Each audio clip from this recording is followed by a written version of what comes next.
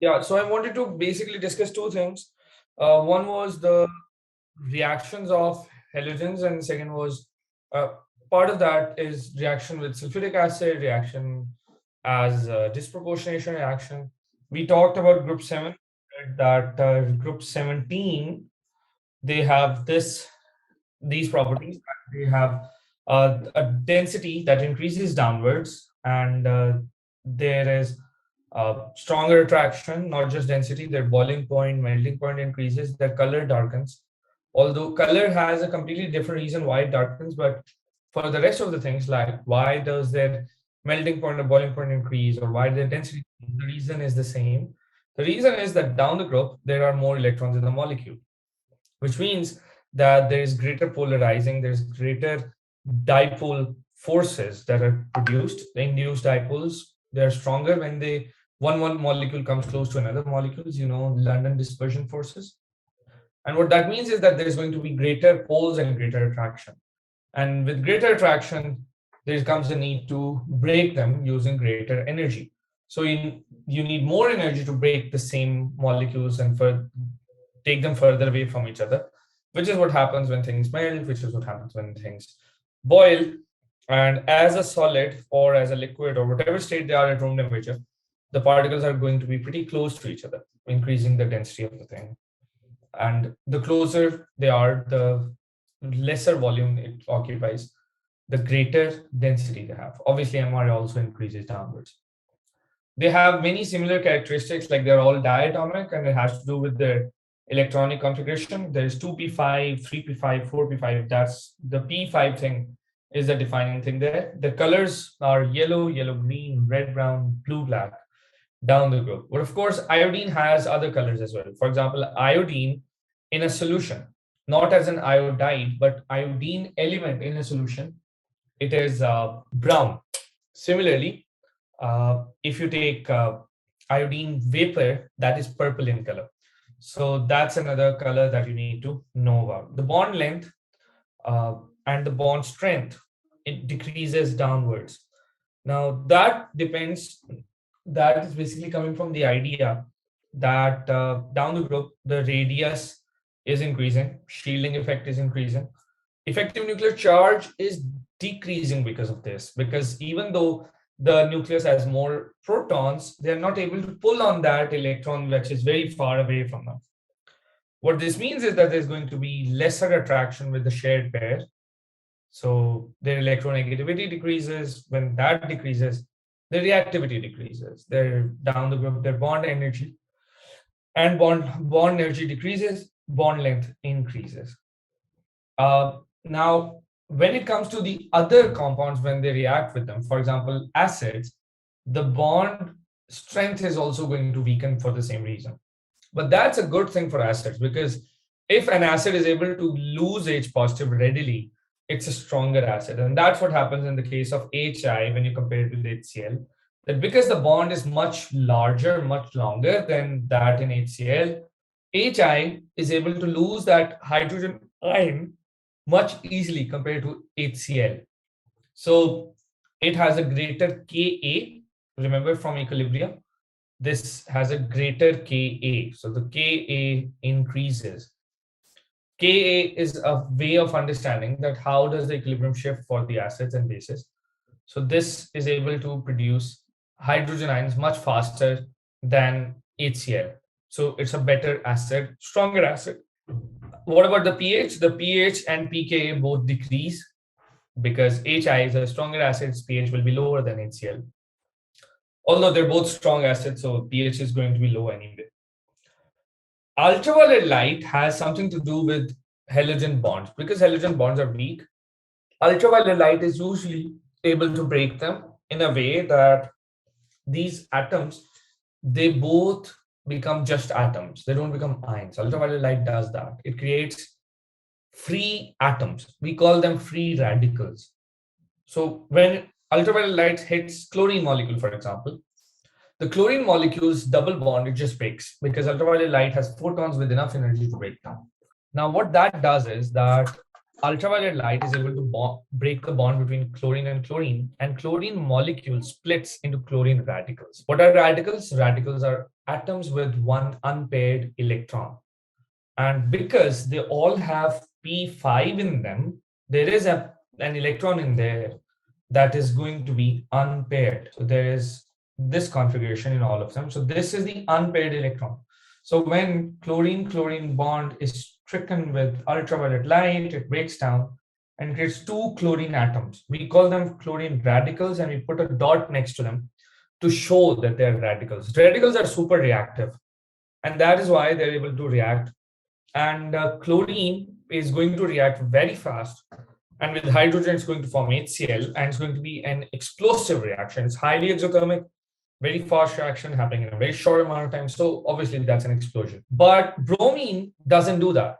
It needs some motivation. So you might want to heat it, but when it does, it creates HBr, and that is slow. But iodine is very reluctant, and even at high temperature, it produces a mixture of hydrogen iodide and hydrogen iodine, a reversible reaction that never really completes. When you put them in water, chlorine is able to give that H positive away to oxygen and make hydronium, but iodine is able to lose it much faster. So that's why this is attacking it. And one thing that I think you should know is that these curly arrows, this one is called a curly arrow. Okay. Now, curly arrows always tell us the movement of electrons.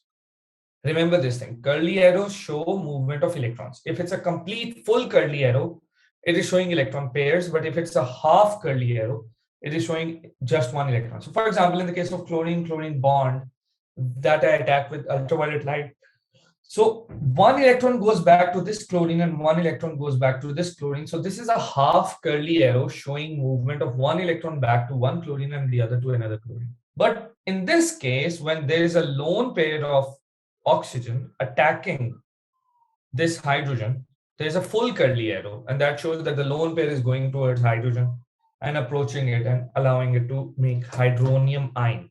This hydronium ion, the faster it becomes, the stronger the acid. And as you know, the greater the bond length between hydrogen and its halogen, easier it is to lose it. So HCl, HBr, and HI, that's how they go. Same reasoning can be applied to their thermal stability.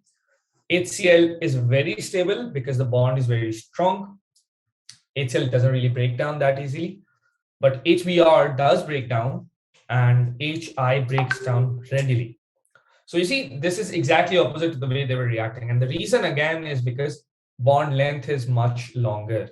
So HI has a long bond, which is why it's able to break down at low temperature because the bond energy is also low. HBr has a slightly shorter bond, a slightly stronger bond.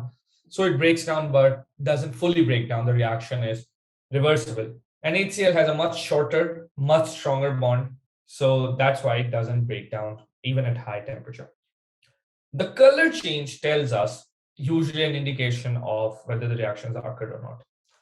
Then I briefly discussed displacement principle, the idea that a more reactive substance can displace another less reactive substance.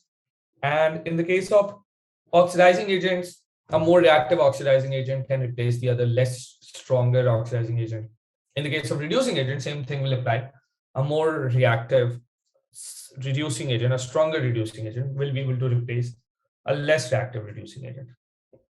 And that's what's happening here.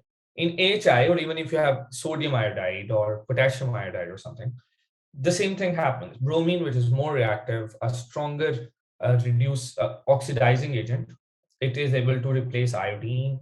But chlorine can do the same with bromine, but bromine can't do it with chlorine because chlorine is a stronger oxidizing agent. Why do I say oxidizing agent? Because they take electron away from the other thing. So the other thing is oxidized. When it comes to reducing agents, chlorine is a bad reducing agent because it wants to hold on to that electron. Again, it comes from electronegativity values. Chlorine, again, is a shorter atom. It has higher attraction. So it's able to pull on that electron much faster, much strongly than iodine. So iodine will be more agreeable to losing that electron compared to chlorine. So that's the case. Chlorine is more reactive when it comes to accepting electron, but less reactive when it comes to losing electron, which shouldn't surprise us. So we can say that chlorine is a good oxidizing agent, but a bad reducing agent or a less stronger reducing agent. And iodine is a good or better reducing agent because iodine is able to give that electron away. Again, reason is it's a much bigger atom, but iodine has a less effective oxidizing effect because it's not able to oxidize the other thing as much as chlorine. We can identify these by the reaction with silver. Now, here's the thing. If you're studying from teachers who have been teaching since before 2008, they might have told you about lead or mercury because lead ions and mercury ions, both of them can be used to get the same results. But we don't really need to know that. In A levels after 2008, there's been a change in syllabus. So we don't really need to know the effect of lead ion or mercury ion. So just know that silver is a good way of understanding. And silver, it makes things easier. It's just silver, right? One thing to remember. The color changes are that with chlorine, it's white. Silver chloride, it's all silver halides are insoluble. Remember this. Or in other words, halides are soluble if not for silver. So silver is the one that gives us insoluble halides. If you studied from me in O levels, you might remember please call back soon. What that is, please call back soon is an acronym for lead, calcium, barium, and silver. These are insoluble sulfates, and this is insoluble halide. X is usually used for halide. So sulfates are insoluble for lead, calcium, and barium, and halide is insoluble for silver. So please call back soon is one way of remembering this. Other than that, all carbonates, oxides, hydroxides, phosphates, chlorates, you name it, they're all insoluble. And the only thing that is prior to this that we need to know is that snap salts are soluble. Snap salts are soluble. What are snap salts? Yes, sir. Sodium, nitrogen, ammonium, and potassium. Sodium what? Sodium and? Nitrogen? Nitrate. Oh, sorry, nitrate. Yeah, sodium nitrate, ammonium, and potassium. So if any salt has one of these, it doesn't have to have all of them or multiple of them. Just one of these is enough. It'll be soluble, and for the other ones, this is the way to remember. So that's how you remember. So with silver, you can clearly see that halogens are going to be insoluble. So that is what we do. We take, first of all, as a precaution, we always add nitric acid. We add nitric acid to any solution because acid is able to break carbonates. In group 2, which we'll study after this lesson, like that's the next chapter, you will see that carbonates are able to be broken down because of polarizing of oxides. And what that does is that carbon dioxide goes away. And when carbon dioxide goes away, carbonate is no longer there. So we use acids to break it down. Why nitric acid in particular?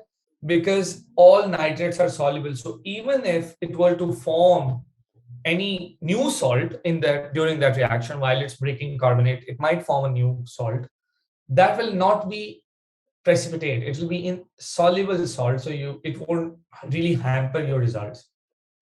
So we take nitric acid, we add dilute nitric acid to the mixture. It destroys any carbonates, and you might see some bubbling if there is a carbonate present. But after that, you add silver. And what silver does is the silver just goes in, reacts with, binds to the halide ion, and with silver chloride, it's going to be white. With silver bromide, off-white. With silver iodide, yellow. And to know whether it's further to confirm which one it is, you can add aqueous ammonia in it. In excess of aqueous ammonia, silver chloride dissolves because it forms a complex with it.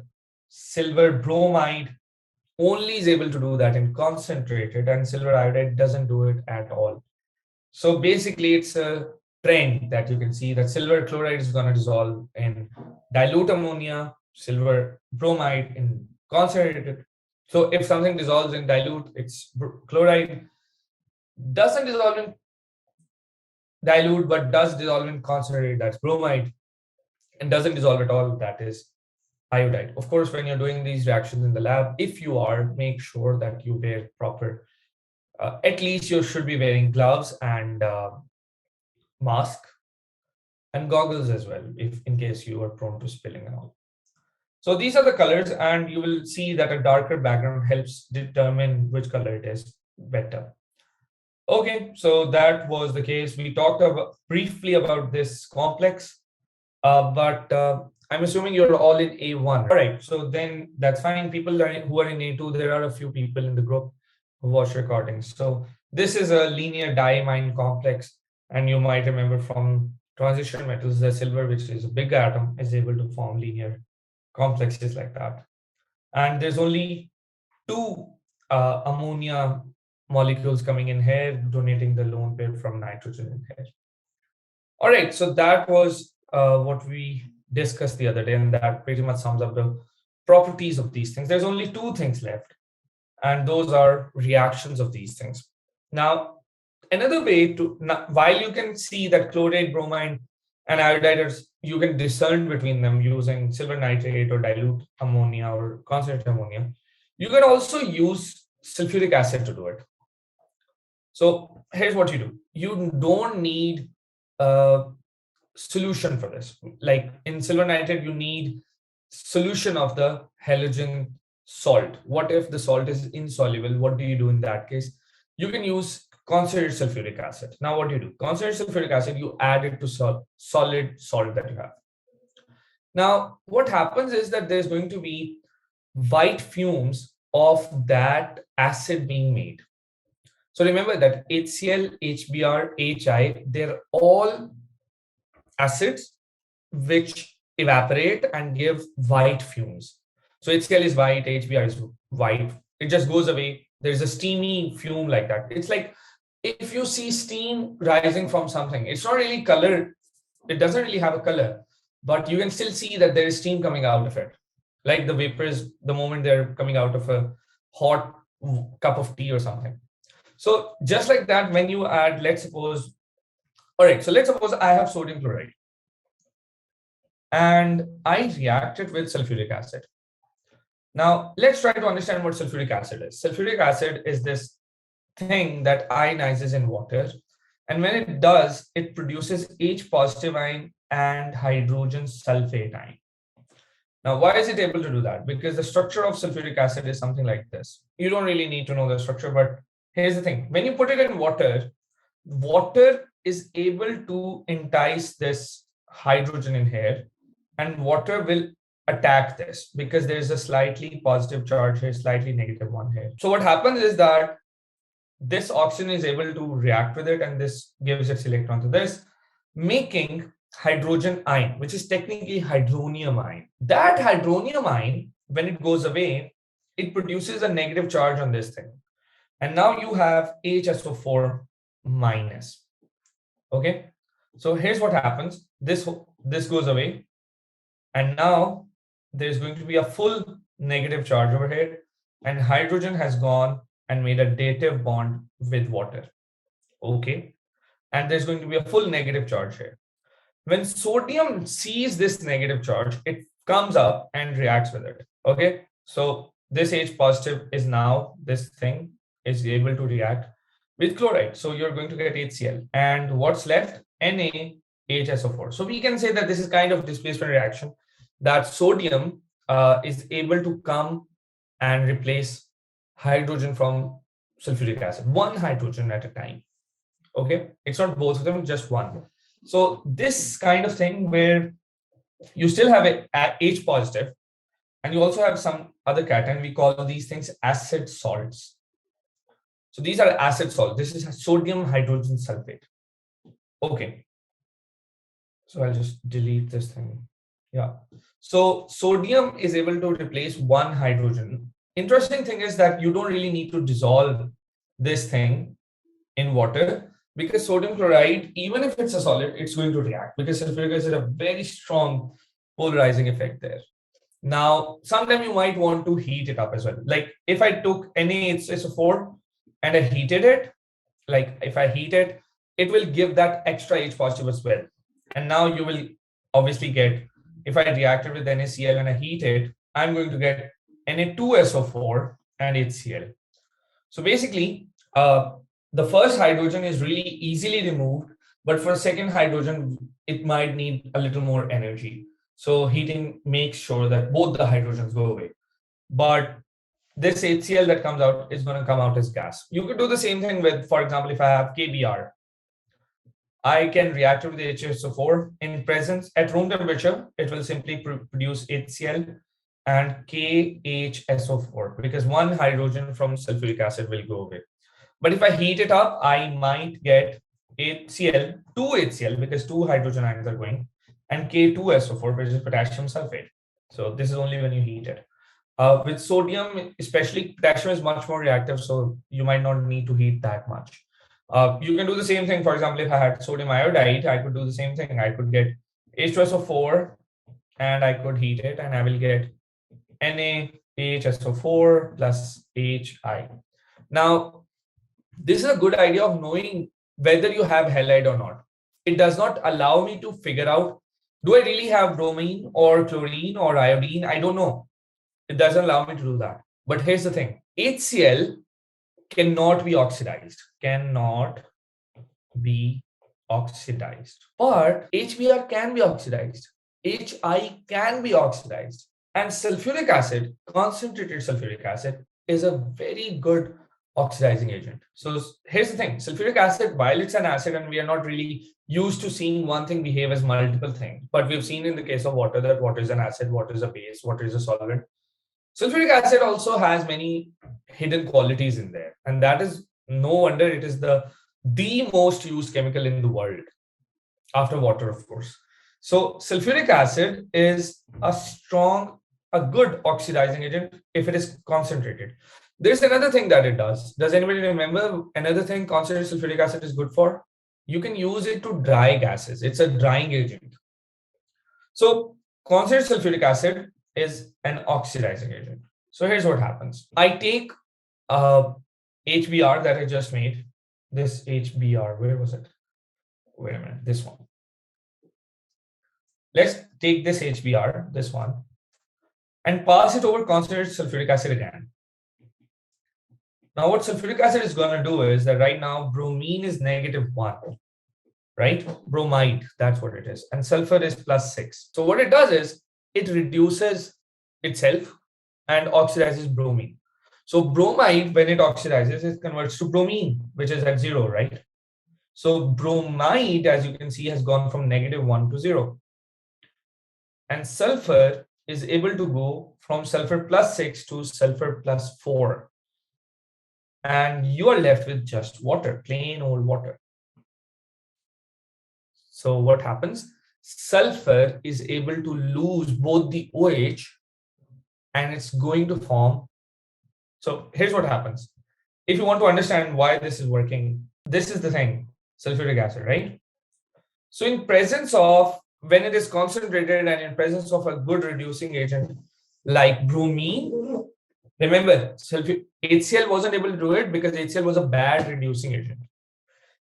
Now, when this reacts with HBr, what happens is that this HBr is able to break down and sulfur is able to break this bond. So that bond's broken, that bond's broken, and you get what? What is this thing?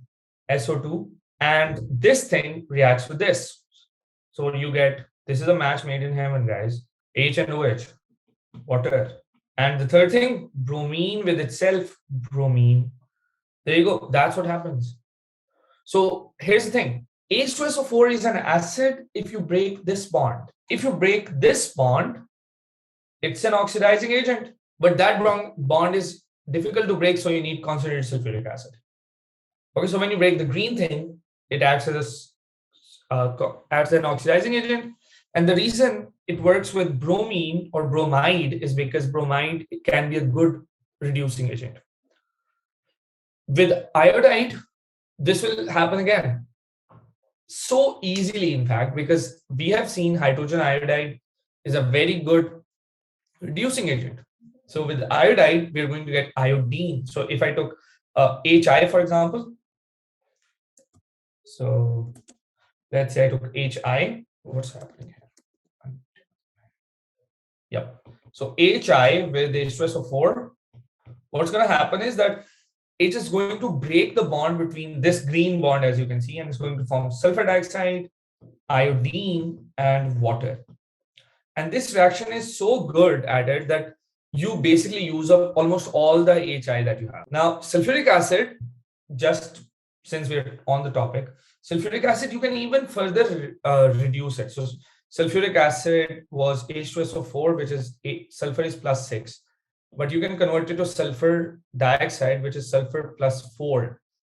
You can even go further. You can convert it to sulfur, which is just the sulfur element, or you can even convert it to H2S, which is sulfur -2. So sulfur is very versatile. But of course, we are only talking about this part. We don't need to go into that for now. All right. So do you understand why concentrated sulfuric acid is able to do this and how it is very reactive? Now here is a table summarizing many different reactions of sulfuric acid as an oxidizing agent with these things. So let's go over it.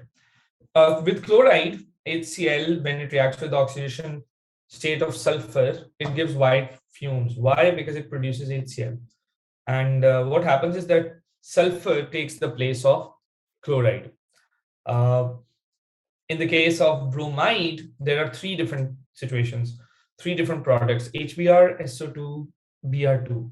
And what's happening is that sulfuric acid, remember, all of these are reacting with sulfuric acid, which is sulfur at +6. So the HBr that's going to be made is going to give white fumes. The bromine is going to give brown vapors, and the sulfur dioxide is going to be a colorless acidic gas. And that HBr can then further react with sulfuric acid and create water and bromine. Similarly, when you do iodide with sulfuric acid, it produces HI, which then reacts with sulfuric acid to produce iodide, sulfur, and H2S. Okay, so that's what you can get if you keep on doing this reaction. Okay, so that is the reducing effect of halogens. Now, with chlorine, there is another important reaction that happens. And this is important for a number of reasons. Number one, it has a very good application in real world. So you might know that when water, does anybody remember the stages of water treatment? Like before water is able to be used safely, what stages does it go through? You basically take water, you add lime and other things to it, you filter it, and then if there's something that is left over after the filtration, you add some coagulants. Coagulants are basically things that bind with impurities and make solids.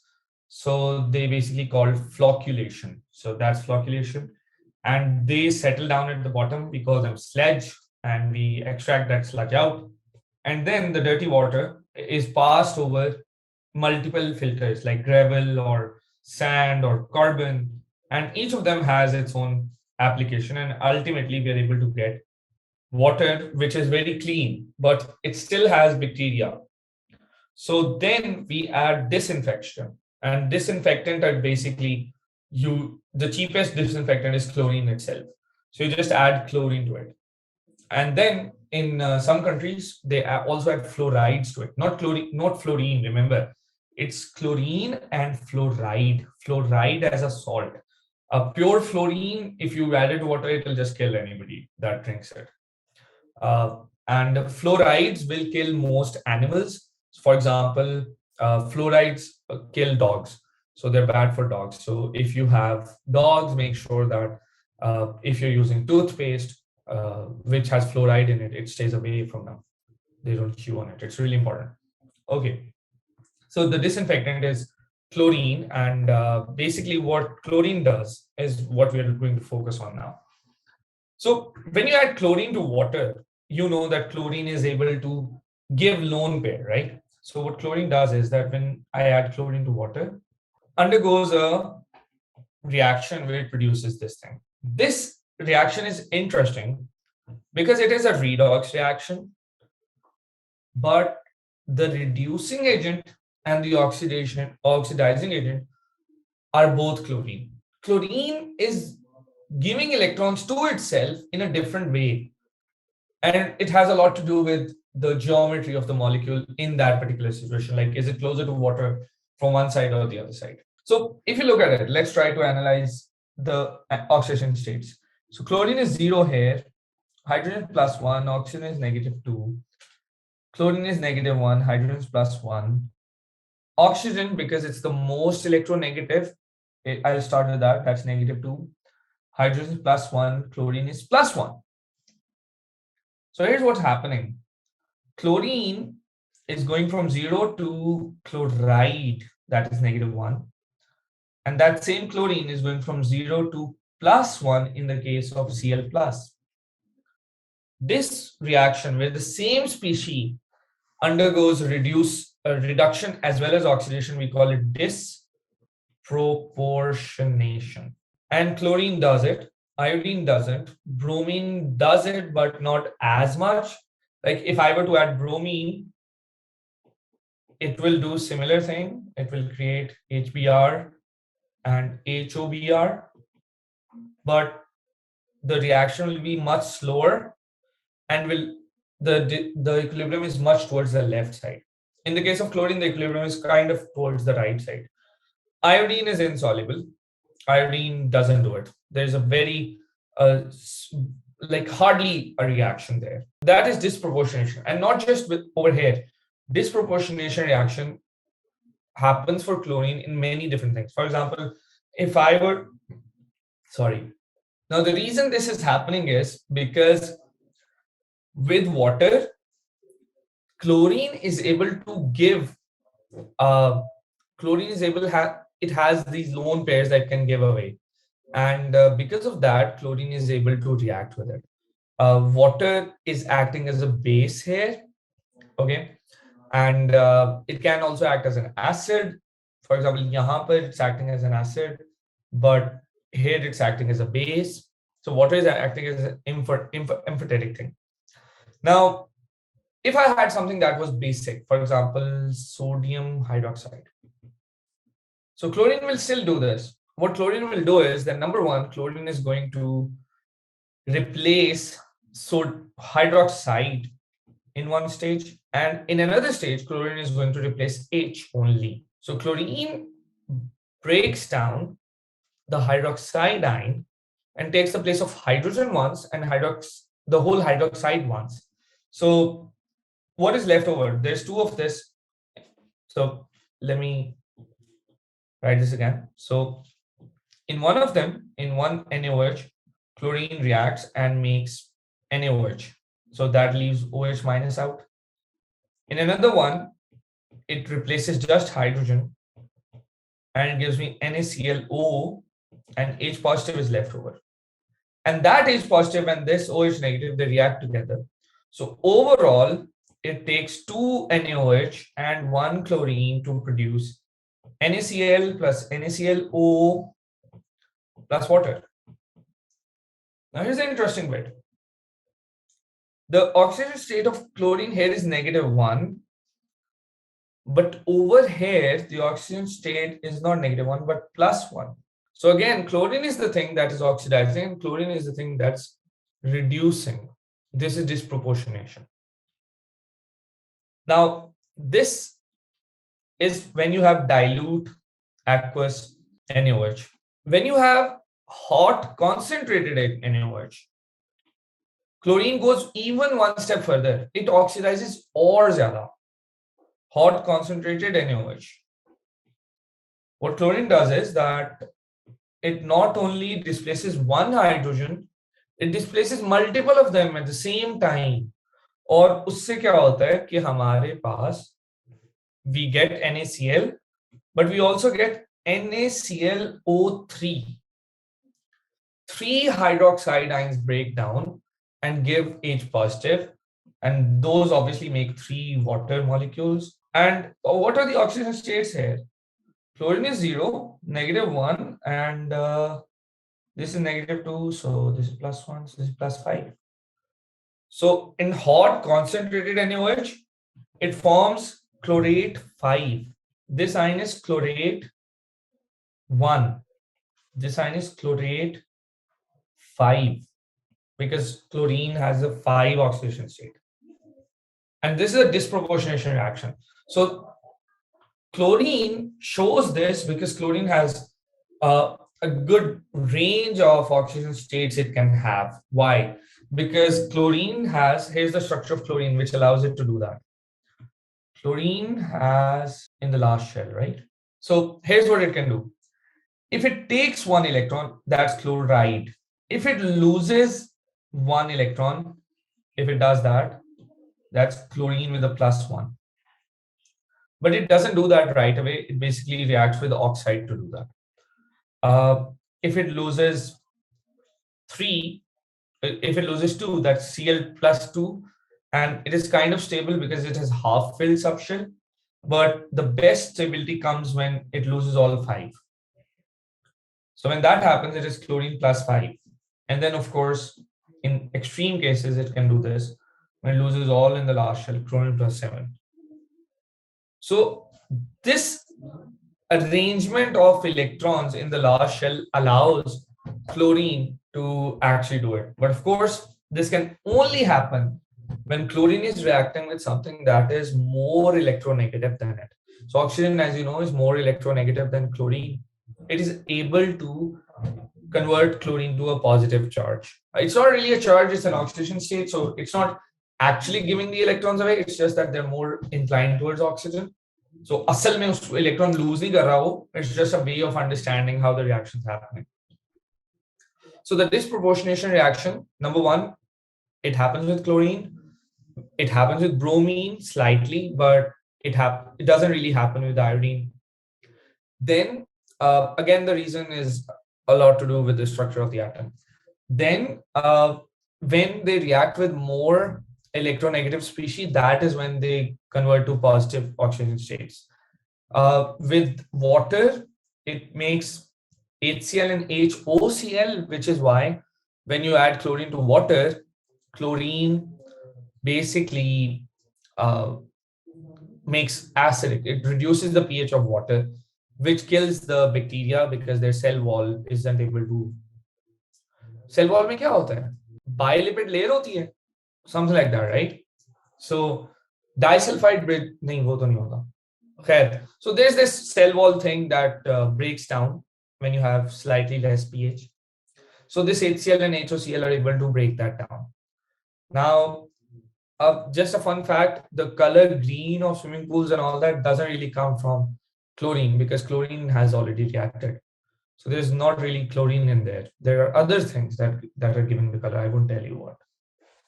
So that's the thing. HCl and HOCl is a disproportionate reaction. With sodium hydroxide, it's able to do the same. At hot concentrated sulfuric acid, NaOH, it's able to do the same, but to a greater extent. And that's basically everything you need to know about group 17 in AS.